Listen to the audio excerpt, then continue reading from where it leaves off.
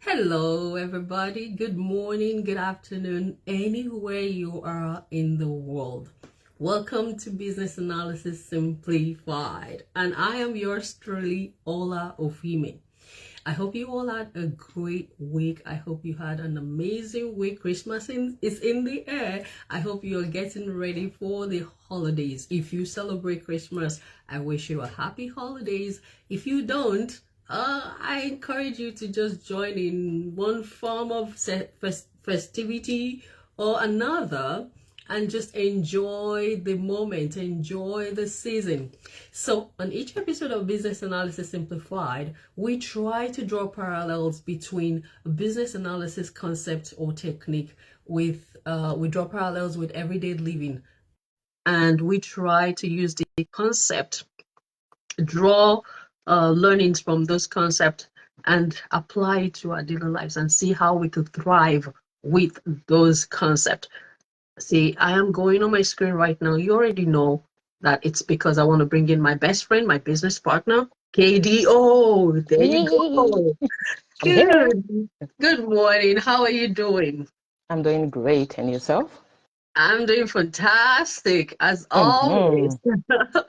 I said there's festivity in the air. I know it's Ah, still a little early. it's Countdown not. to It's not. It's Christmas. not. It's not. It's my favorite time of the year. I love, love, love, I love, love, love, know. love, love Christmas. I know, I know. So are you ready or you still have a lot of lots of shopping to do? Mm, I think I'm done actually, but because I realize as the day goes by, something else is popping up, and I'm like, okay, KDO, you're done. You're not buying any more stuff. So let Christmas come quickly so that I don't have to, buy more stuff. But Yeah, yeah, if today was Christmas, I'm sure I have enough for everybody. Everybody, oh, I've that's got them amazing. covered. Hmm. That's amazing. That's amazing. Yeah, I still have lots of shopping to do. I hope I don't go Yeah. bankrupt, but fingers crossed. Oh Fingers my crossed. God. Yeah. Yeah. Okay, so we're a little behind today, but that's Hmm. okay. We do what we gotta do before we head over to where we gotta go. Yeah. Yeah. So today's topic is another business analysis technique called mind mapping. And Hmm. this one is really, really profound. Yeah. So generally speaking, when our brain, I mean, you want to think that the brain just thinks in a linear way. It just receives Hmm. information and that's it. No, there is Yeah. so much non-linearity, if I could use that phrase, with the brain. Because what he does is when he receives information, new information, what he does, he would look around within what he has stored and look for similarities. He will find commonalities. He will find Hmm. connections with what it already knows. So meaning that Wow. if there's nothing inside, within, already stored, it will be a lot difficult for the brain to store that information. But if there's something that is already existing, if it can find similarities or for some form of association within itself, then it receives that information and then it stores it based on the patterns that are already existing, based on the similarities that are already existing. And Hmm. that's how easy it is when there's something already existing in the brain or in the mind, then the brain receives it and stores it like that. So in organizations or in businesses, we could use mind mapping to help store information. So what you do is you find a pattern, you find similarities. It's Yeah. some form of categorization. You categorize Hmm. these ideas. You could use it for brainstorming. So once ideas are being generated, you categorize them based on the similarities between the ideas, right? And then Yeah. you store it and then you use it based on that, right? And you could use it for software development. I'm not going to delve into that too much, but you could use it to gather requirements. You look at requirements that are similar, you store them together so that when they're implementing those feature or those functionality, it's easier to just work on the groups and the categories per time. So that's how organization use it. It's actually a visual technique. And Wow. Hmm. it's similar to the way the brain works and store information. So I'm going to hand it over to you so that we can see how individuals, families, or maybe teams can use mind mapping in everyday living to thrive and to make headway? Honestly, Ola, I think this is one of the most profound techniques ever. Mm, I know that for business analysis, there's not a lot of screaming about it, but I think this particular technique, if we knew more about it, we will understand our lives better, mm, right? Because it's just key. Look at that definition. I had to even write it down because I was like, oh my God, this is, oh my God, this is it. When your brain receives new information, it makes sense of it by looking for similarities, connections with what it already knows. What does that even mean for us as people? It means the way we live, the people we are, is a function of our environment, our absolutely. influences. And I'm still going to, in some of my going live and talking about coaching, I'm still going to use this a lot because it hit me like, I was like, wow, this is it. When you're aware of this, it helps your thinking, it helps your assimilation, right? So a child is a very blank page when a child is born, blank. So this child is born to a family, she cries, she realizes that every time she cries, mommy runs there. Every time she cries, daddy runs. Every time she cries, food is put in the tummy. The original cry is just, remember, when a child is born, if the child doesn't cry, you don't get to leave the hospital. They're going to swat the ball, do something to initiate that cry. So Mm, the child has learned that to respond, I need to be vocalized or vocalize it. I need to be vocal. So the baby cries. mm, But going forward, every time he cries now, if he's in pain, he has learned to associate pain with crying. mm, Every time he's hungry, he cries. Somebody runs. Every time he's uncomfortable, he cries. Somebody comes. If he keeps absolutely. quiet in a state of, I don't know, I wanted to say not comfortability. I realize that's not a grammar, that's not an English word. But if Discomfort. discomfort, if this child is in discomfort and doesn't say anything, he or she realizes quickly that there's no solution coming. Right? For instance, a child wets their diaper and they're uncomfortable and they're just wriggling and wriggling. Mom is not going to do anything about it. But the moment this child starts to scream, mom starts to run. So let's keep that aside. And then this child is going in an environment where she sees that when mom is angry, she screams, she shouts, and then everybody starts to shake and adjust. We're learning. We're learning by saying, we're learning by assimilation. So the next time she goes out and she sees that, for instance, somebody is upset and they're just talking calmly, it doesn't stick because there's no connection to what she knows, right? And this is Right. how we grow in our life. Let's say, for instance, you're from a family. That's why no matter what you do to some people, they will never change their prism. Because when I say prism, I mean their outlook to life. Yep.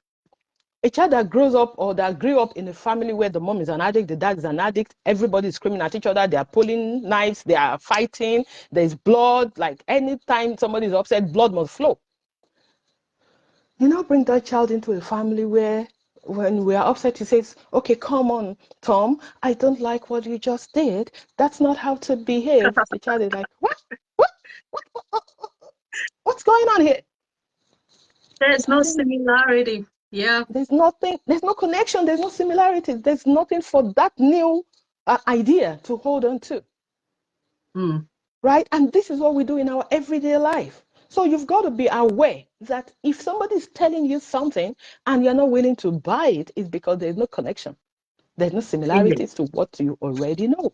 I remember Indeed. back in the day when I was finding it very, very difficult to remember stuff. Like, so now what I do, so for me, it's like I can't remember your name. It was just something I was finding difficult to remember people's name, blah, blah, blah. So somebody said, just tie to something that you would remember. I'm like, just tie to something that you remember. And when I started doing that, in fact, what am I even saying? I'm going too far. When in school, you're trying to learn your mathematics, the multiplication table. 2 times 2, but if you tell me to recite it and say, if you ask me, have you ever been in a class when you say 2 times 6 and somebody says 2 times 1, 2 times 2, 4, 2 times 3, 6, 2 times 5, 2 times 5, You oh, gotta 2 times go 6. back. So they've got to go back because that is the connection they've made with the multiplication table, Mm, right? So you can't just ask me, even though 2 times 6, it's 12. But I still have to go from 2 times 1 all the way, then get to 2 times 6, and then give you an answer. Because my brain is looking for that connection, Right. right? So if you want to do anything different or new in your life, you've got to unlearn and relearn. Absolutely. And that, Ola, is why people look for mentors. They look for heroes. Because when you look around you, there's nothing that looks like what you want. You're not going to get it. Except you tie that to something else and you hold on to that. So that in your mind has in a connection. You want to make $1 million. You know, yesterday I was telling somebody, I said, the life I'm living is going to make my ancestors, like, they're going to like, woo, because I am their wildest dreams. I Wow. am their wildest dreams. Like, they're going to go dizzy based on the goals and aspirations that I have. They're like, woo, this girl is killing it, right?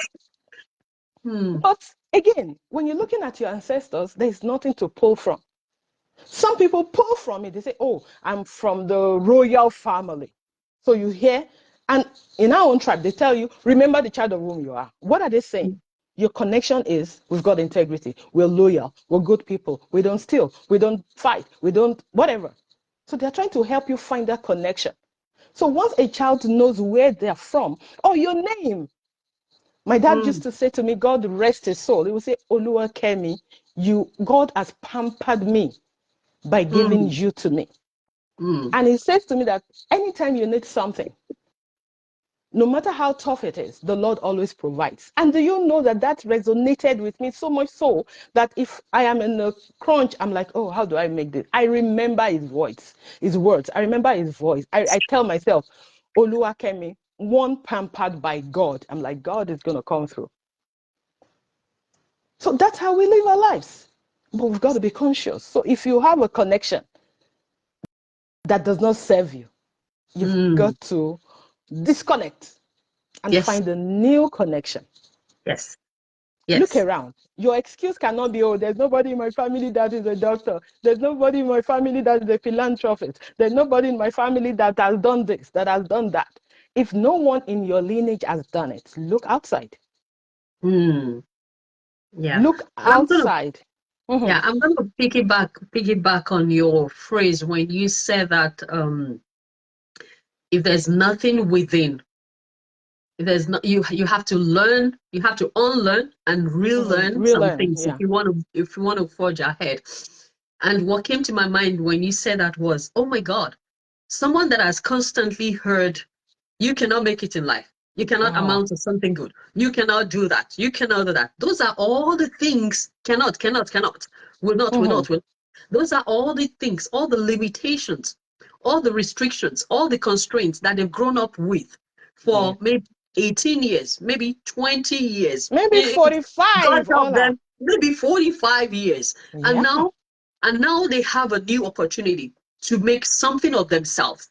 But they would still keep pulling from you cannot, you cannot, you cannot. So when you talk about unlearn and relearn, I'm thinking, oh my God, this person will really first have to do a deep work of either so of course first eliminating those you cannot, and replace it that with you will, you will, you You will, will, you will, and and replace it absolutely at a can. very higher rate than what they've heard before.